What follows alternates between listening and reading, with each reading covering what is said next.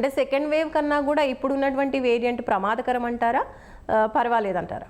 I think ఏదైనా సరే like covid is like common the genetic variation, but there is some mutation. Okay. అంటే మన immune system ని తట్టుకొని నిలబడగలదు. But first wave second wave అంత సివియర్ ఇన్ఫెక్షన్ అయితే రావద్దు నేను అనుకుంటున్నాను. ఓకే. ఇప్పుడు కరోనాని కట్టడి చేయడానికి ఎలాంటి జాగ్రత్తలు తీసుకోవాలంటారు?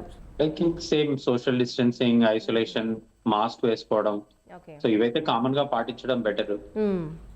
అండ్ క్రౌడెడ్ మీటింగ్స్ ఇవి అవాయిడ్ చేస్తే బెటర్, ఎందుకంటే ఒకరికి వచ్చింది అనుకోండి మళ్ళీ అందరికి వచ్చే అవకాశం ఉంటుంది ఇది. అవును, రైట్. సో ఇమ్యూనిటీ బూస్ట్ చేసుకోవడానికి కూడా ఎలాంటి ఫుడ్ని ప్రిఫర్ చేస్తారు మీరు?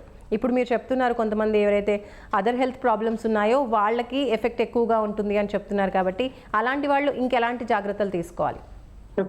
ఈ ఫుడ్ తింటే కరోనా రాదు అనేది ఎక్కడ ప్రూఫ్ లేదండి.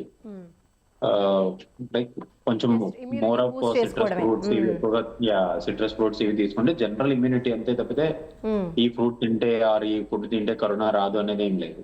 And sugar patients, mainly diabetes patients అందరిలాగా ఫ్రూట్స్ తినడం కూడా తక్కువగానే ఉంటుంది, కాబట్టి ఎస్పెషల్లీ డయాబెటిక్ పేషెంట్స్ ఎలాంటి జాగ్రత్తలు తీసుకోవాలంటారు? మెయిన్ గా అంటే ఏదైనా సిమ్టమ్స్ వచ్చినప్పుడు ఎర్లీగా ఐడెంటిఫై చేయడము, దానికి సంబంధించిన ట్రీట్మెంట్ తీసుకోవడం అనేది ఒక మంచి పద్ధతి డయాబెటిక్ పేషెంట్స్ లో ఎస్పెషల్లీ.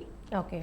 సో కార్డియాలజిస్ట్ కాబట్టి, అంటే కార్డియాక్ ప్రాబ్లమ్స్ ఉన్న వాళ్ళు, గతంలో ఒకసారి హార్ట్ అటాక్ వచ్చిన వాళ్ళు, లేదంటే హార్ట్కి సంబంధించినటువంటి ఇతరత్ర ప్రాబ్లమ్స్ ఉన్న వాళ్ళపైన ఇప్పుడు వచ్చినటువంటి ఈ జేఎన్ వేరియంట్ ఎలాంటి ప్రభావం చూపిస్తుంది? హార్ట్ ఫెయిల్యూర్ ఉండేవాళ్ళు వీళ్ళకి ఏంటంటే హార్ట్ ఫెయిల్యూర్ ప్రెసిపిటేట్ అవ్వచ్చు. అంటే హార్ట్ వీక్ ఉండేవాళ్ళు, ప్రీవియస్ గా హార్ట్ పంపింగ్ బాగా వీక్ ఉండేవాళ్ళు, వీళ్ళకి ఏంటంటే ఎనీ ఇన్ఫెక్షన్ లైక్ కరోనా అని కాదు, any infection can precipitate heart failure.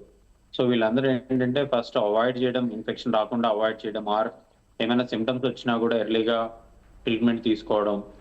So general measures follow అయితే సరిపోతుంది. అంత పానిక్ అవ్వాల్సిన అవసరం లేదని నా ఉద్దేశం.